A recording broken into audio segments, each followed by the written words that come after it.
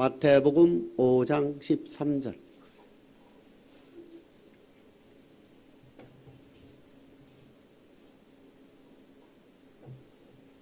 시작. 너희는 세상의 소금이니 소금이 만일 그 맛을 잃으면 무엇으로 살게 하리요. 후에는 아무 쓸데없어 다만 밖에 버리고 사람에게 밟힐 뿐이니라.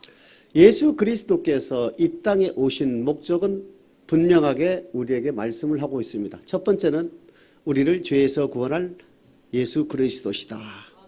두 번째는 죄에서 구원받은 백성들에게 요한복음 6장 68절 영생의 말씀을 주신다. 이렇게 기록이 되어 있습니다.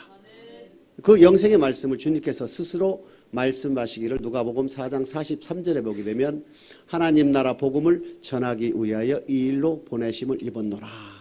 마태복음 4장 23절 천국의 복음, 마가복음 9장 35절에 천국 복음 이렇게 기록이 되어 있죠. 그리하면서 승천하시면서 제자들에게 다시 명령을 하십니다. 너희는 위로부터 능력을 입히울 때까지 이 성에 유하라. 아버지께서 약속하신 것을 받을 때까지 너희는 예루살렘을 떠나지 말라. 즉 성령 세례를 받을 것을 명하시고 주님은 승천하셨습니다.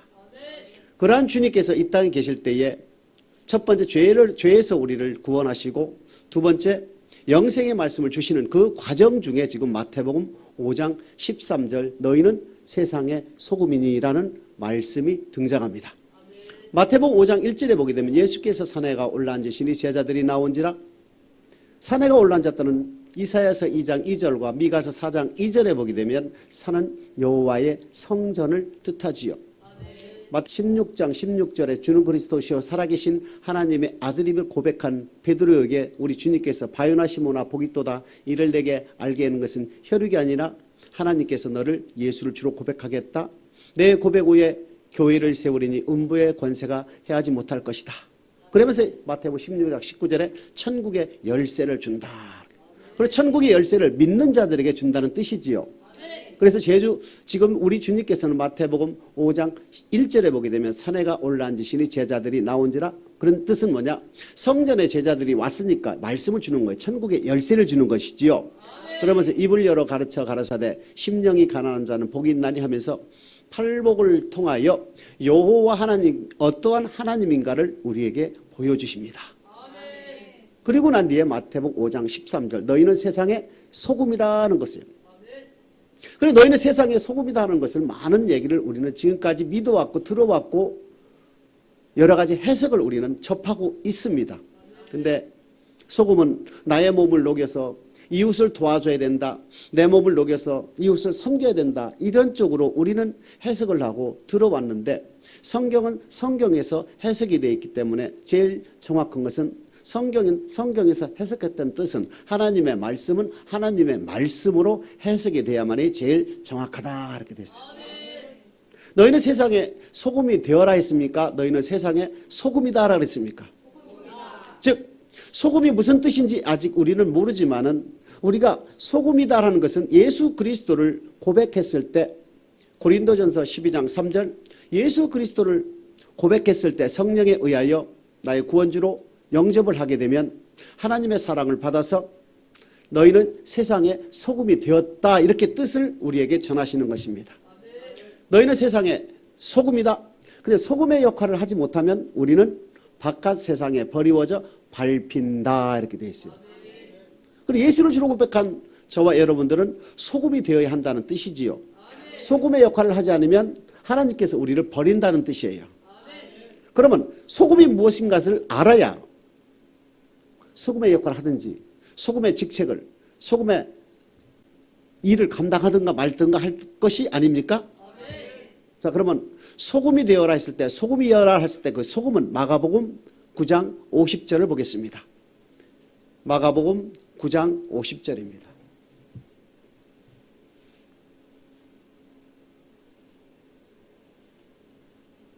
다 같이 합독하십니다. 시작. 소금은 좋은 것이오되 만일 소금이 그 맛을 잃으면 무엇으로 이를 살게 하리요. 너희 중에 소금을 두고 서로 화목하라 하시니라. 성경은 우리에게 하나님은 우리에게 말씀하십니다. 주님께서 너희는 세상에 소금이다 했을 때 그 소금은 서로 화목하게 하는 것이다 이렇게 했습니다. 근데 화목은 뭐로 우리의 행동을 하는 것인지 우리의 말로 하는 것인지 아주 구체적으로 등장하지 않았지요? 자, 너희는 세상의 소금이다. 팔복을 통하여 하나님이 어떠한 하나님인가를 우리에게 보여주시고 성도로서 마땅히 행할 본분에 대해서, 즉 예수를 주로 고백한 목적에 대해서 우리 주님은 지금 말씀하고 계신 것입니다. 자, 그러면 소금은 화목하라 했는데 화목이 뭔지를 좀 다른 성경 구절을 통하여 더 알아보지요.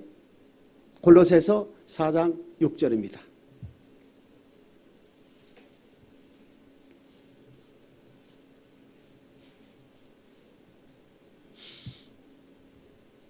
골로새서 4장 6절 시작.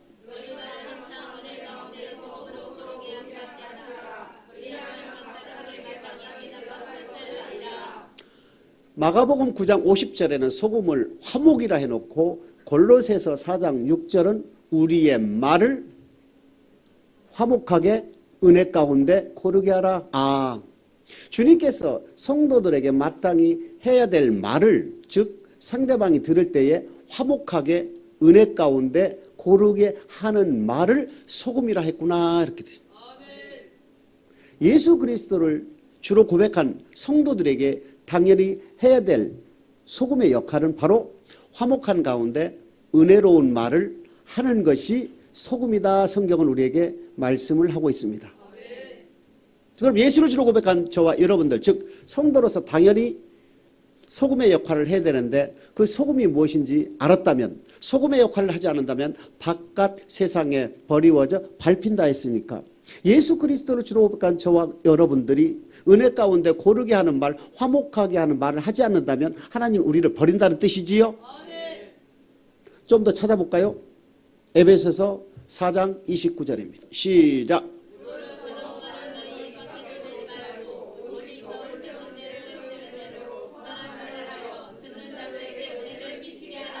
무릇 더러운 말은 입 밖에도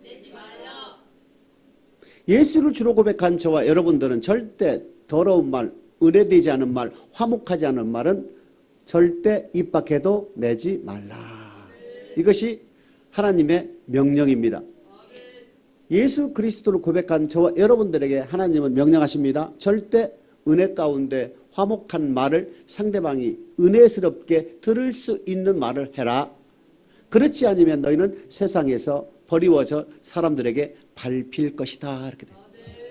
한 구절 더 봅니다. 골로새서 3장 17절 시작.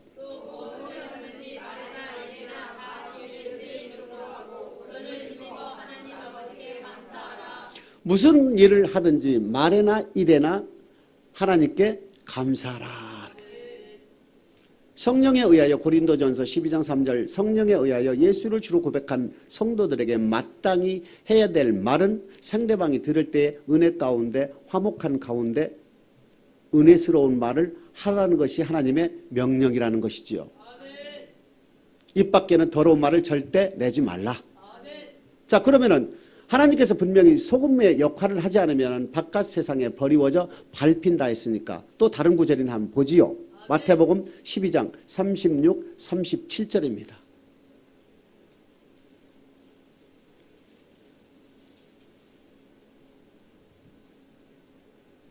시작.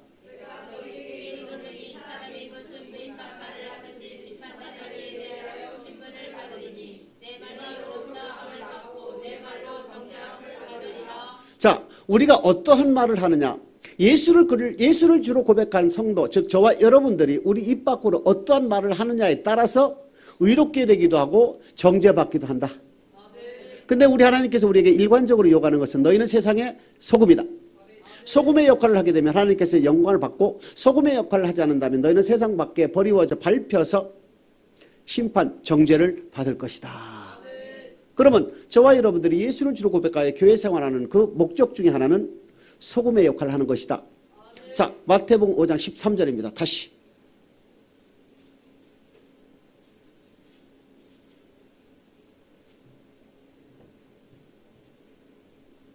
시작. 너희는 세상의 소금이니 소금이 만일 그 맛을 잃으면 무엇으로 짜게 하리요? 후에는 아무 쓸데없어 다만 밖에 버리고 사람에게 밟힐 뿐이니라. 주님은 제자들에게 다시 말씀합니다. 너희는 세상의 소금이다. 소금이 되어라가 아닙니다. 소금이다. 그 소금은 마가복음 9장 50절, 골로새서 4장 6절 등을 통하여 보면은 화목한 가운데 은혜롭게 하는 말, 더러운 말을 입 밖에 내지도 않는다. 직접 화목한 말을 하지 않게 된다면 절대 하나님은 용서하지 않아서 바깥 세상에 버리워져 하나님이 버려서 사람들에게 밟힐 것이다. 마태복음 12장 36, 37절에 보게 되면 우리가 어떤 말을 하느냐에 따라서 의롭게 되기도 하고 정죄받기도 한다 이렇게 되어 있습니다. 그래서 하나님은 우리에게 소금이 되어라는 것은 은혜 가운데 고르게 하는 말을 소금이라 한다 이렇게 되어 있습니다.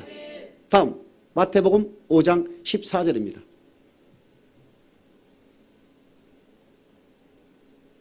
14, 15, 16절 중에 14절을 먼저 봅니다. 시작. 너희는 세상의 빛이라. 산 위에 있는 동네가 숨기우지 못할 것이요. 자,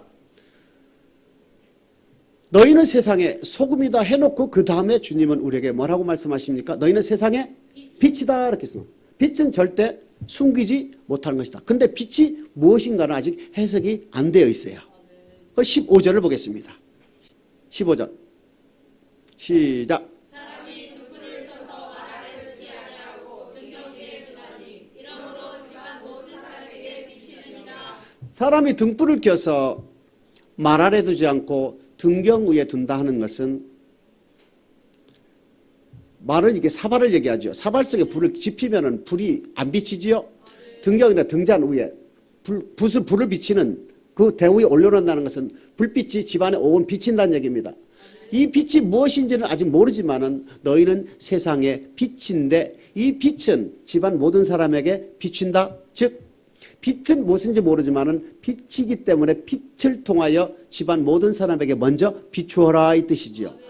16절입니다. 빛이 무엇인가에 해석이 되어 있습니다. 시작. 이같이 너희 빛을 사람에게 비치게 하여 저희로 너희 착한 행실을 보고 하늘에 계신 너희 아버지께 영광을 돌리게 하라. 자, 너희는 세상에 빛이다 할 때 그 빛이 뭔지 모르지만 이 빛은 말 아래 두지 않고 등경의 뒤에 집안 모든 사람에게 비추는데 이 빛을 마태복음 5장 16절에는 착한 행실이다 이렇게 되어 있어요. 착한 행실이 뭐냐? 예수 그리스도를 주로 고백하게 되면 하나님은 우리에게 언약의 말씀을 줍니다. 베드로의 고백 후에 교회를 세우고 그 교회를 세운 교회에서 천국의 열쇠를 주듯이 로마서 1장 16절에 보게 되면 복음은 모든 믿는 자, 즉 복음은 예수 그리스도가 전한 천국의 말씀이요 영생의 말씀이요 모든 믿는 자라는 것은 고린도전서 12장 3절과 같이 성령에 의하여 예수를 주로 고백한 모든 성도들에게 구원을 주는 하나님의 능력이다 이렇게 되어 있습니다. 예수를 주로 고백한 성도들에게 하나님은 성경 신약과 구약을 주셔서 그 말씀에 순종을 요구하는 것이죠. 오늘날 말씀을 순종하라면 좀 이상하게 들릴지 모르지만은 에덴 동산에서부터 계시록에 이르기까지 하나님은 말씀을 주고 그 순종을 요구하는 것은 일관된 사상이다. 일관된 하나님의 요구다라는 얘기입니다. 그러면 착한 행실이 무엇인가를 우리는 알아야 됩니다. 자, 너희는 세상의 소금이다. 즉 예수를 주로 고백한 너희는 세상의 소금이기 때문에 소금의 역할을 감당해라. 즉 우리의 입을 통하여 나가는 말이 화목하게 은혜 가운데 고르게 하는 말을 해라. 그렇지 않으면 너희는 유익이 없고 밟힐 뿐이니다. 두 번째, 너희는 세상의 빛이다. 이 빛은 착한 행실인데 너희가 예수를 주로 고백한 목적에 합당하게 너희가 살면 세상 사람들이 너희를 보고 하나님께 영광을 돌릴 것이다 이렇게 돼요. 영광을 돌린다는 것은 창조의 목적이지요. 이사야서 43장 7절에 보게 되면은 물은 내 이름으로 일컫는 자 곧 나의 영광 내 영광을 위하여 지은 자를 오게 하라. 그들은 내가 만들었고 지었느니라 이렇게 했어요. 그러니까 우리의 지음을 받은 목적, 이 땅에 태어난 목적, 이 땅에 사는 목적은 하나님께 영광을 돌리기 위한 것이다. 그래서 주님은 산에 올라앉으시니 제자들이 나왔을 때 입을려 가르쳐 가라사대 심령이 가난한 자 복이 있나니 하나님이 어떠한 하나님이라는 것을 팔복을 통하여 설명을 해주시고 너희는 세상의 소금이요 너희는 세상의 빛이다. 즉 너희가 구원을 받은 목적은 바로 하나님께 영광 돌리는 것이다. 즉 창조의 목적대로 살아가게 하기 위해서 우리를 구원시켰다. 우리를 고백시켰다. 이 뜻이지요. 영광을 돌리라는 뜻은 창조의 목적이기 때문에 너희는 세상의 소금이요 너희는 세상의 빛이라 할 때 그 빛은 착한 행실 즉 성도로서 마땅히 행할 행실이다 이렇게 되어 있어요. 이것을 계시록에 보면 또 다른 단어로 등장하지요. 계시록 19장 8절입니다.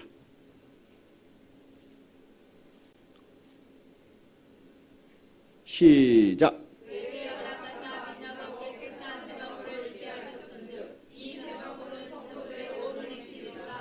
성도들의 그러면 마태복음 5장 16절에 나오는 착한 행실과 성도들의 옳은 행실은 같지요? 자, 그러면 여기서 우리가 조금 더 깊이 들어가야 되겠죠? 신명기 27장 8절, 9절, 10절을 보겠습니다. 출애굽한 이스라엘 백성들이 여호와를 믿게 된 백성들에게 하나님은 말씀하시는 게 있어요. 너희가 오늘날 여호와의 백성이 되었으니 이렇게 말을 합니다. 즉 출애굽한 너희는 목적은 바로 하나님의 말씀을 순종하는 것이다 이렇게 되어 있습니다. 자, 8절입니다. 시작. 자, 이 율법의 무슨 말씀? 율법은 여러분 어렵게 생각하시면 안 돼요. 예수를 주로 고백한 하나님의 백성들에게 하나님이 주시는 명령, 하나님의 말씀이 곧 뭐라고요? 율법이란 얘기입니다. 이것을 출애굽 시대에서는 규례와 법도 이렇게 나누고 그 법도는 바로 십계명과 율례 이렇게 나눌 뿐이지 하나님께서 예수를 주로 고백한 하나님의 백성들에게 지키라고 주시는 말씀이 하나님의 말씀이 바로 율법이란 얘기지요. 이제 8절 다시 한번 시작.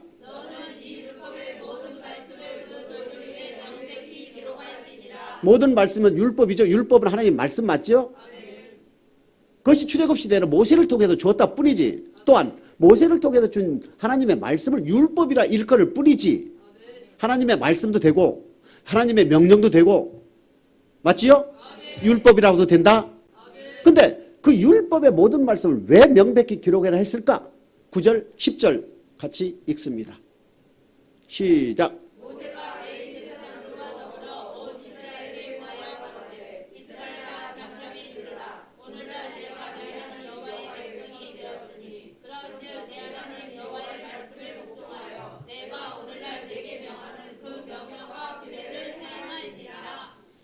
여호와의 백성이 되었으니 뭐라고요? 여호와의 말씀에 율법에 복종하라는 얘기입니다. 예수 오늘날로 말씀을 드린다면 예수 그리스도를 주로 고백한 성도들은 마땅히 하나님의 말씀에 순종하는 것이 지극히 본분이다. 당연한 것이다.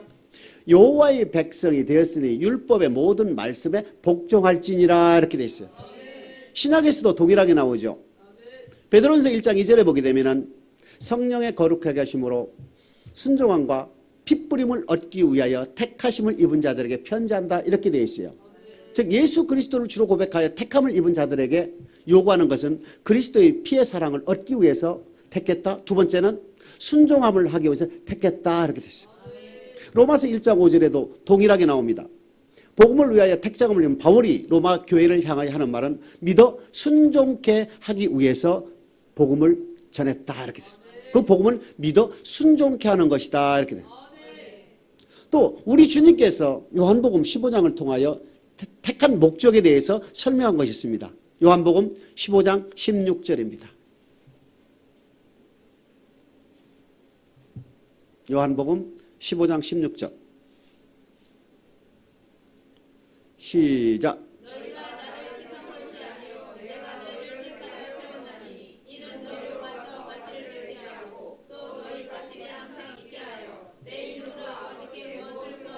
자, 주님께서 우리에게 뭐라고 합니까?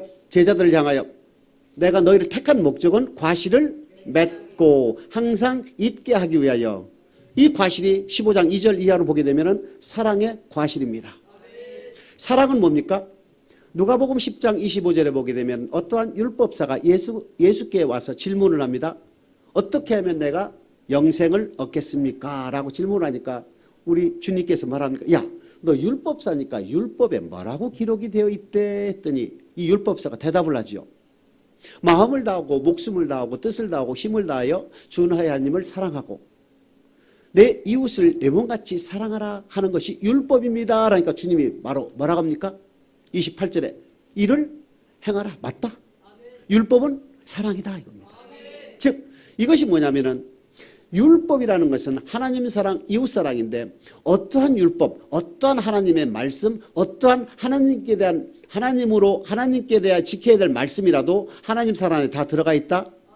어떠한 이웃에 대한 말씀이라도 이웃 사랑 안에 다 들어가 있다. 즉 하나님께 대한 계명과 이웃에 대한 계명, 하나님께 대한 율법과 이웃에 대한 율법, 하나님께 대한 계명과 이웃에 대한 계명, 어떠한 것도 사랑 안에 다 들어가 있다. 그래서 로마서 13장 8, 9, 10절에 뭐라고 합니까? 율법은 사랑의 완성이다. 사랑하는 자는 율법을 다 이루었느니라 이렇게 되어 있어요. 사랑하기 때문에 율법을 다 지킨다는 얘기입니다. 그러면 그 사랑하는 삶이 뭡니까? 율법을 지키는 삶이요. 하나님을 사랑한다는 것은 하나님께 대한 계명, 하나님께 대한 율법, 하나님께 대한 말씀에 순종하는 삶을 사랑이라고. 이웃을 사랑하는 사람은 이웃에 대한 계명, 이웃에 대한 율법, 이웃에 대한 말씀을 드리는 삶을 사는 삶을 이웃을 사랑하는 삶이다 이렇게 돼요. 남녀간의 사랑을 하도 일정한 뭐가 있어야 사랑의 표시가 되시지. 선물을 준다든가 말로 표현한다든가 행동으로 보여준다든가 해야 상대방이 나를 사랑한다 느끼듯이 우리 예수 그리스도를 주로 고백한 우리에게 하나님을 사랑한다, 이웃을 사랑한다 하면 말로만 하면 사랑하는 것이 아니다 이겁니다. 그렇기 때문에 그 기준을 제시한 것이 바로 이웃에 대한 사랑을 하는 방법, 하나님을 사랑하는 방법이 바로 말씀 안에 다 기록이 되어 있다 이거죠. 이것을 지킬 때 바로 사랑하는 사람이다 이렇게 했어요. 그러면 요한복음 15장 16절에 말하면 내가 너희를 택한 것은 뭐라고요? 과실을 맺고 항상 잊게 하기 위하여. 예수 그리스도께서 우리를 택한 목적은 사랑의 과실을 맺게 하기 위해서 우리를 택했다 이렇게 했어요. 자, 구원의 목적은 사랑하는 삶을 살게 하는 것이다 이렇게 돼 있어요. 그러면 사랑하는 삶이 바로 무엇입니까? 말씀에 순종하는 삶 맞아요? 그 말씀이 바로 주님께서 전한 하나님 나라 복음, 천국 복음, 천국 열쇠, 하나님 나라 말씀이라는 얘기입니다. 천국 열쇠, 천국 복음이 천국 말씀이라는 뜻이죠. 그래서 주님은 마태복음 15장 14절 16절에 너희는 세상의 빛이다. 즉 빛이 되어라가 아니라 너희는 세상의 빛이 되었다. 빛이다. 그러면 너희는 착한 행실을 가져라. 착한 행실을 해라. 사랑하는 삶을 살아라. 성도로서 옳은 행실을 해라. 이것은 당연히 우리는 예수를 주로 고백한 목적은 바로 빛의 사명을 감당하는 것이다. 그 빛은 사랑의 열매요, 사랑의 삶이요, 착한 행실이요, 옳은 행실이다 이겁니다. 이사야서 61장 10절에 보게 되면 예수를 주로 고백한 하나님의 백성이 되는 순간 우리는 두 가지 옷을 입는다. 하나는 구원의 옷이요, 하나는 의의 겉옷이다. 즉 이 오늘날로 말씀을 드린다면 예수 그리스도를 주로 고백하여 죄에서 구원받은 백성을 구원의 옷을 입었다 이렇게 돼 있어요. 구원의 옷을 입은 백성들이 하나님의 말씀을 받아서 그 말씀대로 순종하여 드릴 때에 바로 착한 행실이 되는 것이고 성도들의 옳은 행실이 되는 것이고 주님께서 요한복음 15장 16절 우리를 택한 목적 사랑의 과실을 맺게 되는 것이다. 이런 것이 의의 겉옷이라는 얘기예요. 그러면 성도의 본분은 뭡니까? 예수 그리스도를 주로 고백한 저와 여러분들의 본분 첫 번째 소금의 역할을 하는 것이다. 두 번째 착한 행실을 하는 것이다. 이 착한 행실을 어디부터? 집안 모든 사람에게 비추느니라. 예수 그리스도를 주로 고백하여 예수 그리스도의 백성으로서 신분이 바뀌었다면 너는 우선 교인들보다 먼저 집안 사람들에게 비춰라 이 뜻이에요.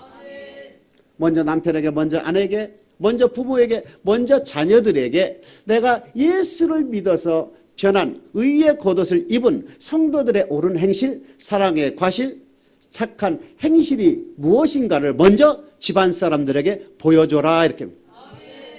그리고 나서 교회 와서 교인들에게 보여주고 세상 사람들에게 보여줄 때 당신이 믿는 하나님은 당신이 고백한 예수 그리스도도 내가 고백하겠소, 내가 믿겠소 하여 하나님께 영광 돌리는 것이 무엇이다고요? 창조의 목적이다 이겁니다. 너희는 세상의 소금이다. 너희는 세상의 빛이다 할 때 그 빛이 바로 성도들의 옳은 행실, 사랑의 과실, 착한 행실이다. 의의 겉옷을 입는다. 즉 세마포를 입는다 이렇게 되어 있어요. 그럼 마태복음에 보게 되면 또 한 가지의 옷이 나옵니다. 그것이 마태복음 22장 9절로부터 14절에 나오는 예화가 있습니다. 마태복음 22장 9절 시작.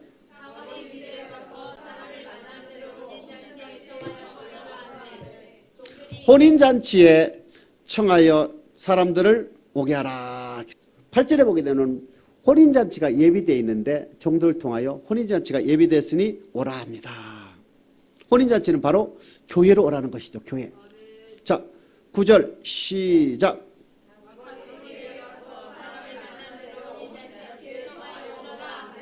사거리 세상에 나가서 예수 그리스도를 믿으라고 주 예수를 믿으라 그리하면 너와 내 집에 구원을 얻으리라. 와봐라. 교회로 인도하라는 뜻이죠. 10절입니다. 시작.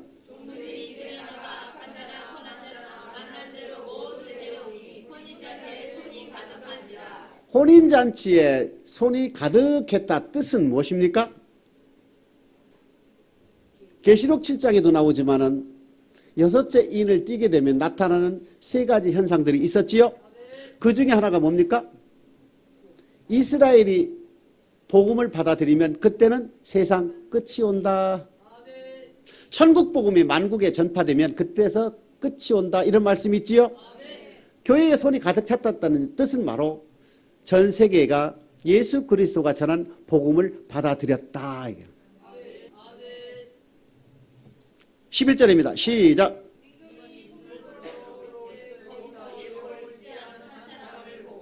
임금이 손을 보러 왔다는 얘기는 바로 주님께서 재림하여서 알곡과 쭉정이를 가르러 온다는 뜻이지요.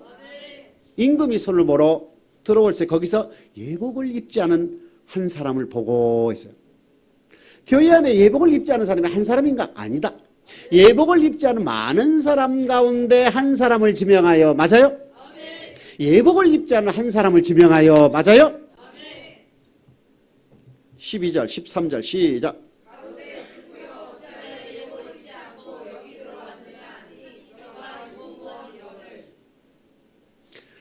친구여 어찌하여 너는 의에 고도 예복을 입지 않고 여기 왔느냐 이렇게 했나.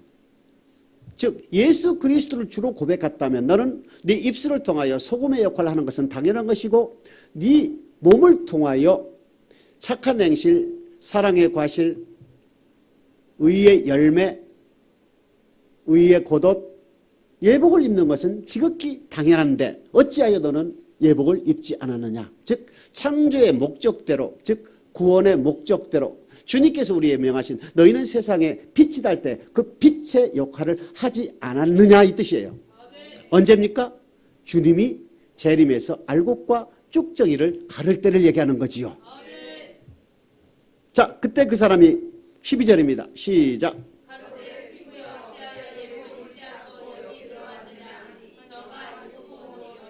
할 말이 없지요? 당연히 예수 그리스도를 주로 고백할 때 성경을 받았고 말씀을 받았고 이리 해라 하지 말라 하라 하지 말라 사이에 교육도 받았고 가르침도 받았지요. 그러니까 말이 없는 걸 할 말이 없는 거라. 그러면서 13절에 뭐라 합니까? 시작. 임금이 사람들에게 말하되 그 수족을 결박하여 바깥 어둠에 내어 던지라. 거기서 슬피 울며 이를 밟이 있으리라 하니라. 자, 우리 주님이 뭐랍니까? 예복을 입지 않은 사람은 어떻게 하라고요? 바깥 세상에 버리워라 결박하여. 즉 어둠에 가둬놓는다는 얘기지요. 즉 예수 그리스도를 주로 고백하여 교회 생활하는 저와 여러분들은 반드시 예복을 입어야 됩니다. 이사야서 61장 10절에 나오는 구원의 옷은 이미 우리가 입었다는 얘기입니다. 그런데 구원의 옷을 입은 사람들에게 말씀을 주어서 그 말씀을 통하여 의의 겉옷을 입기를 원하시는 거예요. 그것이 바로 착한 행실이요, 그것이 바로 빛이요, 그것이 바로 사랑의 과실이요, 그것이 바로 성도들의 옳은 행실이요, 그것이 바로 마태복음 22장 9절 14절 사이에 나오는 예복을 입은 자다 이겁니다. 이 예복을 입는 것이 바로 빛이요 착한 행실이다. 그것이 구원의 목적이요 창조의 목적대로 살았다는 것을 보여주는 것이지요. 근데 이 예복을 입지 않은 한 사람은 예수를 주로 고백하여 교회에 다녔지만은 열심히 신앙생활했지만은 말씀에 순종하지 않는 삶, 사랑의 과실을 맺지 않았고 빛의 역할을 감당하지 않았기 때문에 주님께서 구름을 타고 재림하셨을 때에 반드시 결박하여 어둠에 가두는다 이렇게 됐어요. 그러면서 14절 말씀이 나옵니다. 시작. 자, 청함을 입은 자는 많다 그러면서 예수 그리스도를 주로 고백하는 사람들은 많다 이겁니다. 예수 그리스도를 고백하여 교회 생활하는 사람은 많대.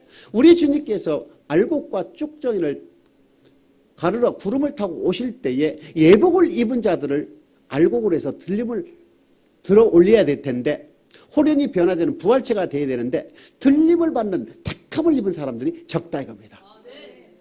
교회 안에 택함을 입은 자들과 세상에서 택함을 입은 두 가지가 있죠. 창세전에 우리를 택하여 아브라함에게 700년 전에 택하여 이스라엘 민족을 출애굽시켰던 에베소서 1장 4절에 창세전에 택하여 우리를 2000년 전에 우리를 택했죠. 주님께서 피 발랐죠. 오늘날 우리가 교회에 들어오듯이 그것은 세상에서 교회 안으로 택하는 것이고, 교회 안에서 택하는 것은 바로 알곡이 되는 것이다 이렇게 돼 있어요. 택한다는 건 두 가지가 있다는 얘기입니다. 세상에서 택하여 교회 안에 들어오는 거, 교회 안에 택하는 것마다 알곡이 되는 거. 그러나 마태복음 22장 14절에 택함은 청함을 받는다는 것은 세상에서 택하여 교회 안에 들어오는 사람은 많은데 교회 안에 예복을 입은 자들이 상당히 적다 이렇게 되어 있어요.